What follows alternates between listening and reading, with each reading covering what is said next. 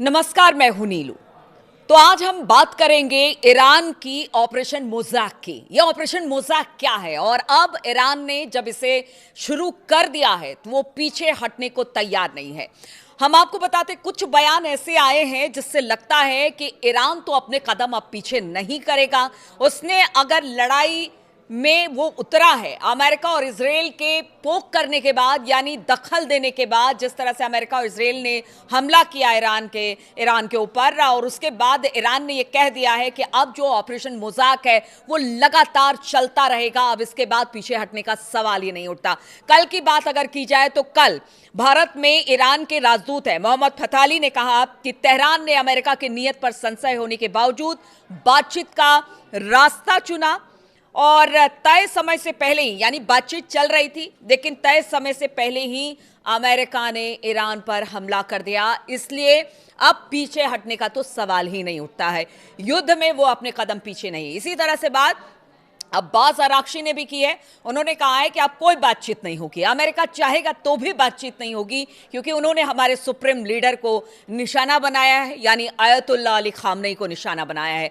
तो आज शुरू हुआ है छठा दिन और इस युद्ध में किसी भी तरह से कोई भी कमजोर पड़ने को तैयार नहीं है। इस तरह के कोई संकेत दिख भी नहीं रहे हैं। अमेरिका ने हिंद महासागर में ईरान के एक युद्धपोत को डुबोकर इस युद्ध के दायरे को और ज्यादा बड़ा कर दिया है। और इस बीच ईरान ने कई दिनों से हॉर्मुज जल डमरू मध्य, यानी स्ट्रेट ऑफ हॉर्मुज को बंद कर दिया है। इससे दुनिया भर में तेल और गैस की सप्लाई रुक गई है, यानी हाहाकार सा मचा दिखाई दे रहा है। अमेरिका और इजराइल ने भी भले ही ईरान की टॉप लीडरशिप को खत्म कर दिया, लेकिन उनके लड़ने के जज्बे को कोई नुकसान नहीं पहुंचा है। ईरान आज भी उसी तेजी के साथ मिसाइल और ड्रोन से हमला कर रहा है और ऐसे में सवाल उठता है कि ईरान का मल्टी लेयर वॉर मशीन क्या है जिससे अमेरिका और इजराइल को सबसे ज्यादा खतरा है। इसीलिए हम ऑपरेशन मोज़ाक की बात कर रहे हैं। ऑपरेशन मोज़ाक की जो एक आधुनिक सैन्य रणनीति है जिसका इस्तेमाल खास तौर पर आधुनिक टेक्नोलॉजी वाले युद्ध में किया जाता है। इसका आइडिया यह है कि युद्ध में एक बहुत बड़े और एक ही सिस्टम पर निर्भर रहने की बजाय छोटे छोटे कई सिस्टम मिलकर काम करें। आसान भाषा में आपको समझाते हैं। मोज़ाक का मतलब होता है छोटे छोटे टुकड़ों में बना एक पूरा चित्र। आपने देखा होगा छोटे छोटे बच्चे एक मोज़ाक मतलब एक चित्र को लेते हैं और फिर छोटे छोटे टुकड़ों को भरकर एक बड़ा चित्र बनाते हैं। मोज़ाक वर्ड वहीं से आया है। और इसी तरह इस डॉक्ट्रिन में छोटे छोटे सैन्य सिस्टम, यानी ईरान के drone, missile, sensor, satellite, AI system मिलकर एक बड़ा डिफेंस नेटवर्क बनाते हैं। ये कैसे काम करता है? तो देखिए, कई छोटे छोटे यूनिट सेना एक बड़े हथियार पर निर्भर नहीं रहती है, बल्कि कई छोटे सिस्टम इस्तेमाल करती है, आपस में कनेक्ट करती है। ड्रोन, सैटेलाइट और सेंसर एक दूसरे से डेटा शेयर करते हैं। एआई और टेक्नोलॉजी, आर्टिफिशियल इंटेलिजेंस तुरंत जानकारी जोड़कर निर्णय लेने में मदद करते हैं। अगर एक सिस्टम नष्ट हो जाए तो बाकी सिस्टम काम करते रहते हैं, इसलिए पूरी रक्षा प्रणाली बंद नहीं होती है। उदाहरण के तौर पर आप मान लीजिए कि युद्ध में कई ड्रोन दुश्मन की लोकेशन देखते हैं, सैटेलाइट से रियल टाइम डेटा आता है, एआई तुरंत मिसाइल या आर्टिलरी को टारगेट भेजता है और इस तरह सैकड़ों छोटे छोटे सिस्टम मिलकर एक बड़ा मोज़ाक डिफेंस बनाते हैं। तो आपको समझ में आया होगा कि किस तरह से ऑपरेशन मोज़ाक काम कर रहा है। और इसको लेकर 21 अलग अलग टुकड़ियां तैनात कर दी गई हैं और कहा यह जा रहा है कि हर एक टुकड़ी अपना फैसला खुद करेगी, यानी कि कोई भी उसको कमांड नहीं कर सकता एक साथ। हर एक टुकड़ी का एक अलग नेता और वही उसका फैसला होता है। इसलिए बार बार ईरान कह रहा है कि अब अमेरिका और इजराइल को छोड़ा नहीं जाएगा।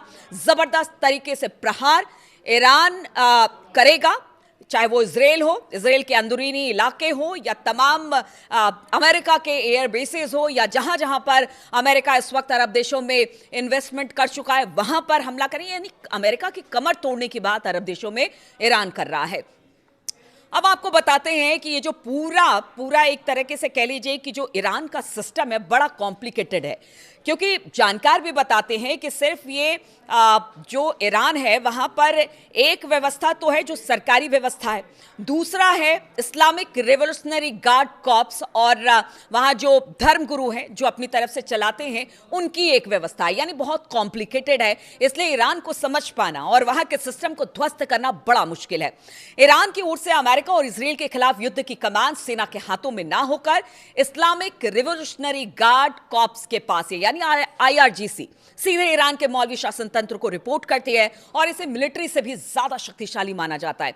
ये दुनिया के कई इलाकों में प्रॉक्सी मिलिशिया को भी चलाता है, जिसका निशाना ईरान के दुश्मन होते हैं। देश में IRGC का समर्थन जो बासिज करते हैं, जो कि ईरान के सतर्क छात्र और सामाजिक एक समूह है जो कि किसी भी स्थानीय विरोध को बढ़ने से पहले ही खत्म कर देते हैं। वर्तमान में इन्हें खुली छूट मिली हुई है। ऐसे में ईरान में इनका विरोध कर जिंदा बच पाना बड़ा मुश्किल है, लगभग नामुमकिन है। Islamic revolutionary guard corps IRGC सबसे अहम हथियार है इनका कुद्स फोर्स, और ये ऑपरेशनल ब्रांच है जिसे अपने समय में ईरान के सबसे बड़े दुश्मनों के खिलाफ गुप्त सैन्य अभियान चलाए। कुद्स फोर्स ने ही लेबनान में हिजबुल्लाह को जन्म दिया, लेकिन बड़ी बात यह है कि पिछले साल इजराइल ने हिजबुल्लाह को लगभग पूरी तरह से डैमेज करने की कोशिश की।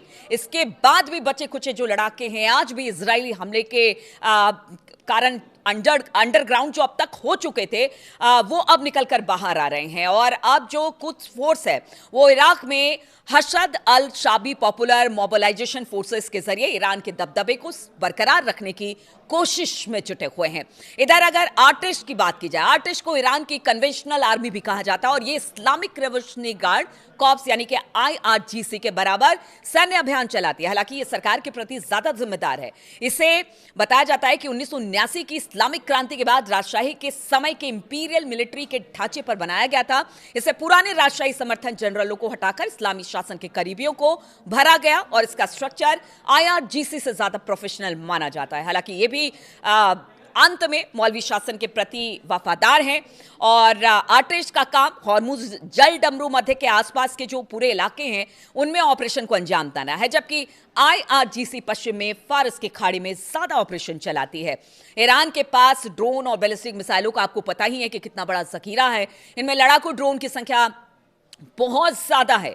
आप समझिए कि इतना ज्यादा है कि पहले जिस तरह से ईरान के जब ईरान ड्रोन से हमला करता है उसके बाद मिसाइलें दागता है तो फिर चाहे वो अमेरिका हो या फिर इजराइल हो, उनके डिफेंस सिस्टम भी काम करना बंद कर जाते हैं, क्योंकि छकाने का काम एक तरह से कह लीजिए। पहले ड्रोन से हमला, जब बिल्कुल पस्त उनका जो आयरन डोम सिस्टम हो जाता है तो उसके बाद मिसाइलों से हमला और फिर ज्यादा से ज्यादा नुकसान। इसलिए उनके ईरान के पास अच्छी खासी संख्या में ड्रोन है।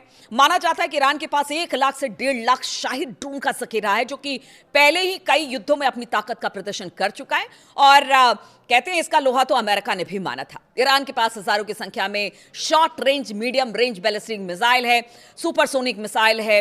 हालांकि अमेरिका और इजराइल ने इसे भी नष्ट किया है, लेकिन अभी भी भारी तादाद में मौजूद है ईरान के पास हथियार और मिसाइलें जिनको लगातार वो फायर कर रहा है। यही वजह है कि इजराइल और अमेरिका को अपने महंगे एयर डिफेंस सिस्टम का इस्तेमाल करना पड़ रहा है और उसको अच्छा खासा नुकसान भी उठाना पड़ा है। इसलिए कह रहे हैं कि ये वॉर अगर लंबा खिंचा तो आप समझिए कि कितना ज्यादा नुकसान ईरान को जो नुकसान हो रहा है। हालांकि ईरान ने कहा कि वो कभी भी इस युद्ध में उतरना नहीं चाहता था, बातचीत के जरिए इस समस्या का हल करना चाहता था, लेकिन अमेरिका और इजराइल की मंशा ऐसी थी ही नहीं कि वो बातचीत करे। उसकी मंशा शुरुआत से ऐसी थी कि वो ईरान पर हमला करे, वहां के रिजीम को चेंज करे, वहां के तेल कारोबार पर उनकी नजर है। इस तरह की बातें ईरान लगातार कहता रहा है और अब उसने साफ कर दिया है कि हमारे पास अभी भी इतना असलहा है, इतना बारूद है, इतनी मिसाइलें हैं, इतना ड्रोन है कि हम पूरी तरीके से अमेरिका और इजराइल को तबाह करने में सक्षम है। इसीलिए कहा जा रहा है कि युद्ध लंबा चलेगा, कोई पीछे हटने को तैयार नहीं है।